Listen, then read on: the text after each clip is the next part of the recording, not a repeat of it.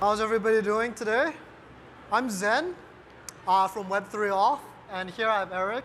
Hi, everybody. I'm Eric. I'm head of product at Trust Wallet. We're here today to talk about MPC on Trust Wallet and how we feel that new revolutionary account types are going to be the game changer to allow mainstream users and more usage of crypto in general and onboard the next 100 million users. We'll just kick it off. Yeah, go for it. Yeah. So how many of you here have been in crypto for like over a year or longer? It's quite a few hands. I think at this point we have to take off our crypto hats and go back to what people are more used to today. People today, when you're talking about your standard web user, are used to accessing a website, just landing on it, browsing it slightly, spending almost less than 10 seconds on it, registering via a social login, often an SSO, be it Google, Twitter, Facebook, whatever it might be. And then after that, they just get past user registration, and they're done. And they can access the application, they can immediately start interacting, they can access what that application promises for them. This is not the same in crypto today, as I'm sure we all well know. Today's standard of key management leaves a lot to be desired. Did you know that recent studies have shown, by Chainalysis and other quoted numbers, have shown that about 20% of Bitcoin in total circulation has actually been lost due to bad management wallet practices, including seed phrases, including hardware wallets being misplaced, all of the above. And it's an astounding number if we think about it. At a certain Bitcoin price point, it was about $140 billion. I'm not sure if it's still that value today. Might be a little bit lower, maybe a little bit higher, but it's around there. That's an astounding amount of money if we think about it. It also has presented high drop-off rates in the dApp and application ecosystem. The daily active users and monthly active users of applications are really high. And when you're talking about drop-off and conversion rates and how many people come back and stay, that's even higher. Last but not least, it creates a fear in the crypto community. It associates it with, there's a fear of self-custody, there's fears of scams, of loss, and that's, I think, something that harms the industry as a whole, which we're all very familiar with at this point in time, that onlookers always kind of judge the industry by at this point in time. So now, before we move on to the solution, I would love to introduce Trust Wallet, and Eric's here to do exactly just that. All right, hey guys. Before we get to the demo, let me just give you a quick introduction about Trust Wallet, and then I'll go over a common user journey.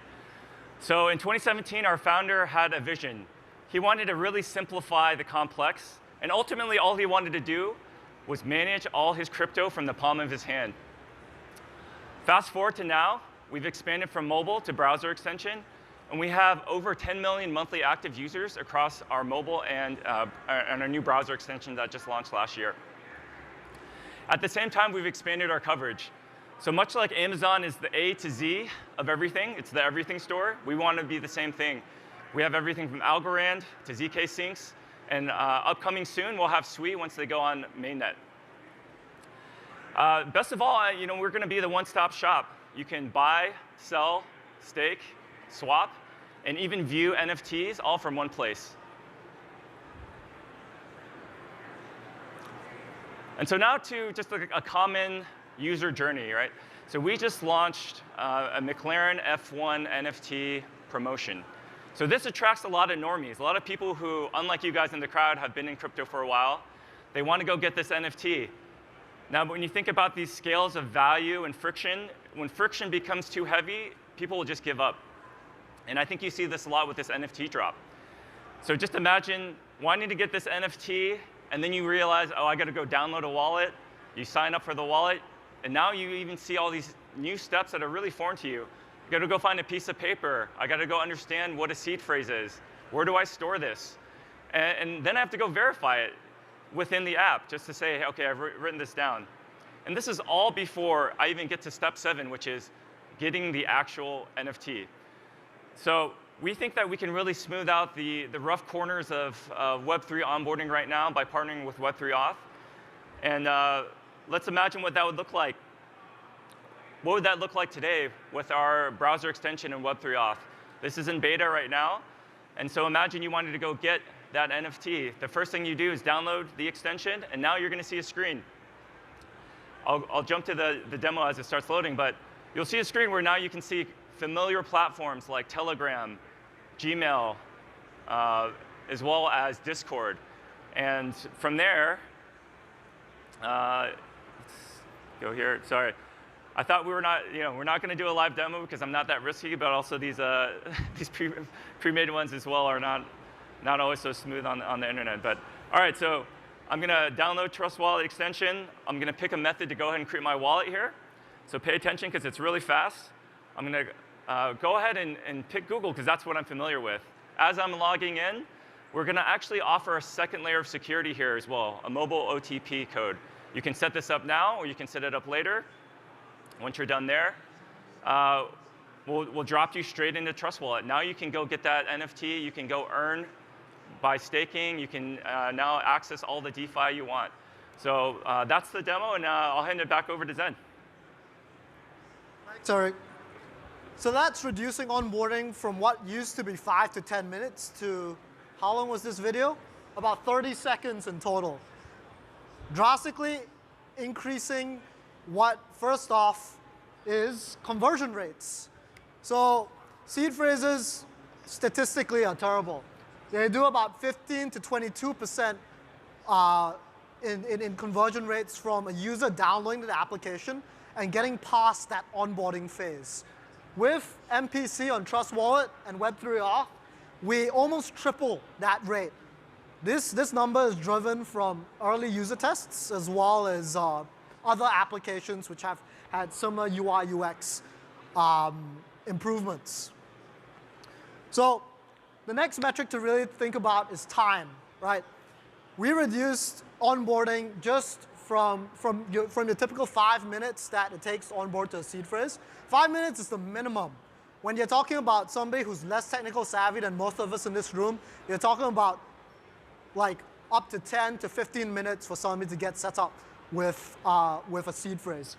We've just reduced that to 30 seconds. And last but not least, there is definitely transaction speeds and timings. Compared to, this is just Web3 Auth in comparison with other MPC standards and other MPC schemes out there. Compared to other MPC schemes out there in the standard status quo, Web3 Auth is about 2 to 3 times faster. Now, as we move away from seed phrases, there's a reason why seed phrases got popular in the first place. It's because they were simple, right? A seed phrase just represents your public-private key pair, which is easy for users to understand, almost like a username and password. What is MPC, and how does it work? Why is it still self-custodial and still safe for us to use? So seed phrases are very reminiscent of usernames and passwords in the past. They are single-factor accounts. Your seed phrase represents your password, and your username is your public address, so to speak. What MPC does is MPC simply splits up your public-private key pair into multiple different factors. You can think of it as 2FA, or a multi-factor account. We then store these multiple different factors on different access points that a user owns. This could be first, their social login. So as you saw in the demo, that was Google that we used, our social login SSO account that we use as a single factor. The second factor was the user's device. It was the Chrome extension itself. A factor is saved on the device and kept there. The third factor is a recovery factor. And this was the SMS OTP that was optionally able to set up. You can also set it up via like your manual seed phrase style. You can use a backup email instead. You could even use passkeys, face/touch ID in the future, as well as Google Authenticator applications. Now, you need 2 factors out of these 3 factors to access your public-private key pair. And it really is any of the 2 factors. This means that it is not just more convenient, because if you lose your Chrome extension, for example, if you lose your laptop, you still have your other 2 factors to secure you. It's better for recovery. And it's also more secure. If your device is hacked without your SSO being compromised, you still have full security of your account. The hacker has not compromised your account. Similarly, if you lose your Google account and somehow, or your Facebook account or whatever, your Twitter account, somehow that gets compromised, the hacker does not have access to your key because they need 2 factors. So this is somehow both more convenient. Logging in is via SSO.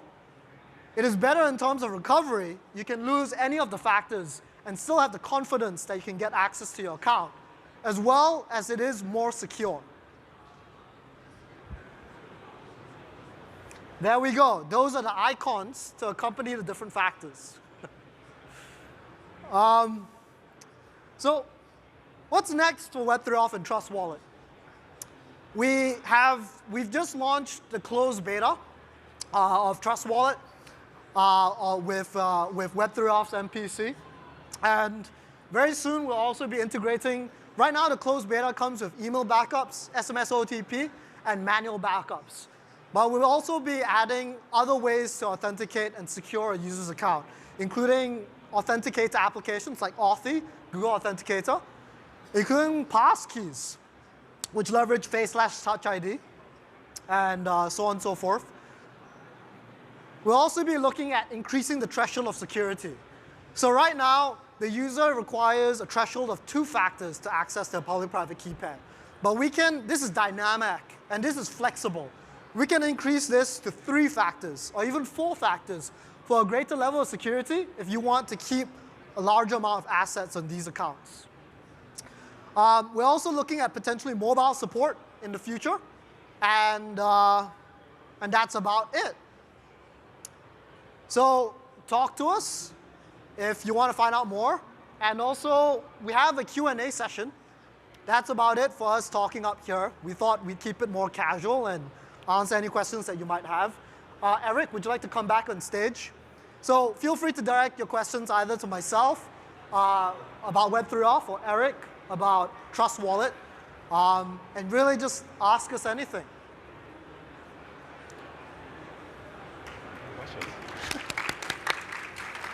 And applause is good too. Any questions? Yes, sir. Wait for the mic, please. Am I live? OK. Presumably, all the features will be the same or very similar in the mobile app and the web app? So yes, down the line, we expect you to have the same account on the mobile app as well as the web app with the same account type, same set of factors across both applications.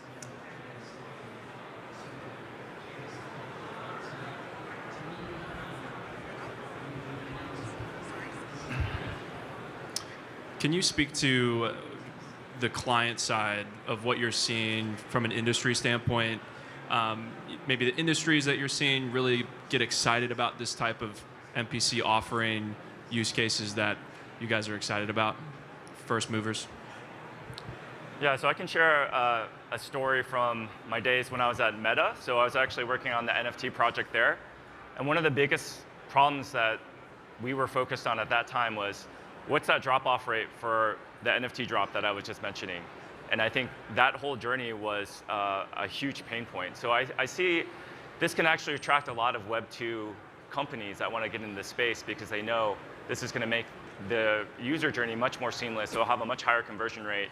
Therefore, we're going to see more volumes coming through NFTs, other promotions, et cetera. So I think that is that really critical gap that we need to bridge to get Web 2 users to Web 3. And companies as well, like you mentioned. Just to add to that, right? When you have a higher barrier to entry, typically you'd expect users only higher value use cases because you need to get more value to convince a user to go through that onboarding process. What a lower onboarding process really allows you to do is allows you to unlock lower value use cases where you don't need the user's attention that much, and therefore like you can get them on board that much more easily. So I think it really unlocks a new layer of, be it in gaming or maybe like social applications, other applications other than DeFi, which really focus on other things apart from financial use cases.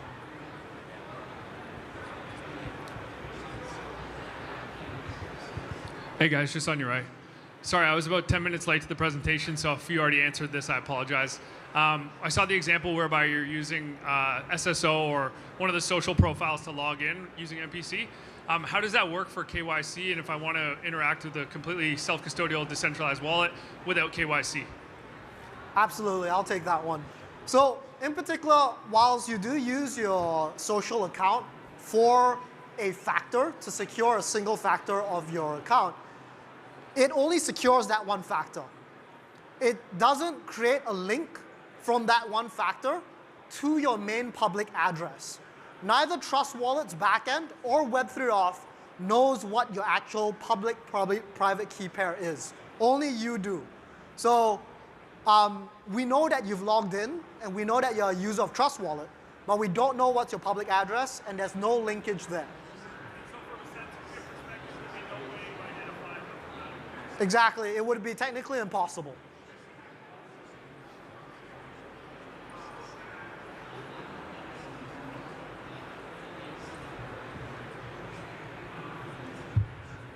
Thanks for the talk. On the back end, for the single sign-on factor, where is that? Like, where is the encrypted factor or key share being stored? So, one of the SSO factor in particular is kept on Web3 Auth's infrastructure. And the way that's set up is very similar to how iCloud does its distributed security model. We basically take this one user's single SSO factor, and we split it up into MRN. This could be 3 out of 5 or 5 out of 9. These setups, right, are distributed and also in a threshold security model where basically external third parties can operate this or just Web3 Auth themselves. But basically that's how it's secured. It's very similar to iCloud's distribution.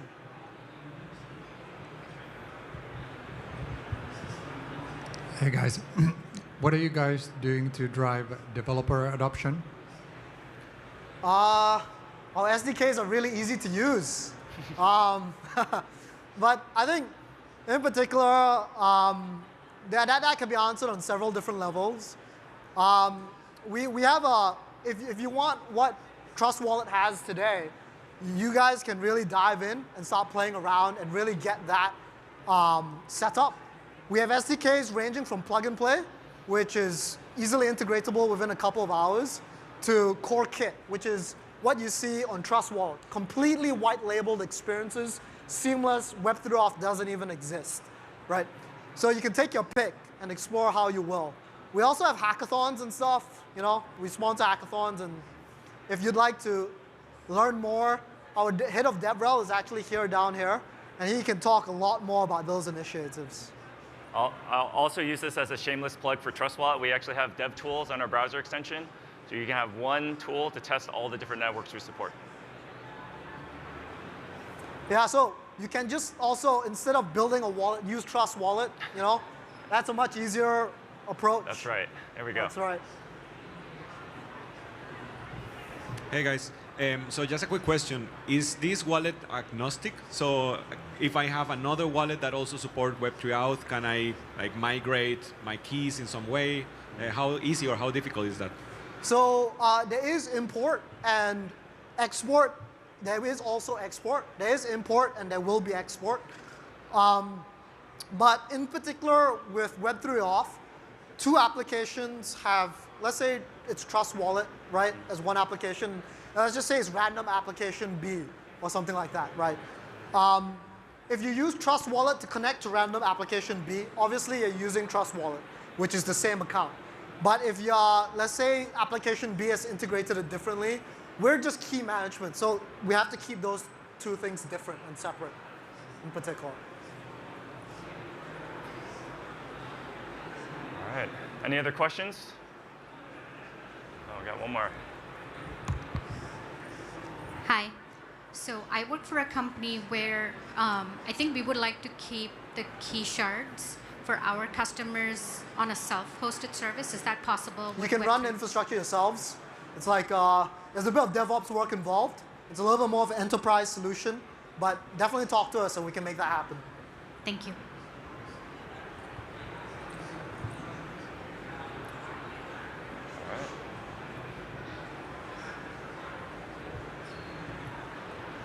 Okay. All right. Going once. Okay, Well, thank all you right. Thanks, guys. Thank you for having us. Enjoy your day.